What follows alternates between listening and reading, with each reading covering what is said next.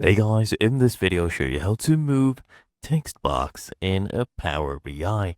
Now I have this text box right here and look at this. So if I try to move this, it just ends up highlighting, right? I'm trying to move this text box. Now it's easy to fix this.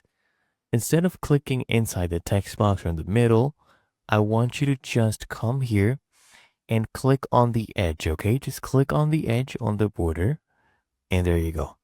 It's not highlighting the text inside. Okay, the cursor is not there. Now I can move this. Okay, I can drag it anywhere I want.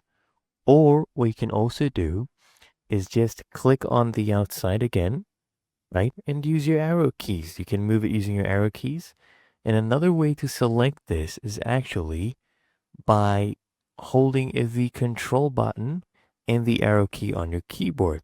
As you can see right here, it is highlighting these visualizations. I can just use my arrow keys and now I have highlighted this one and now I can go ahead and move this.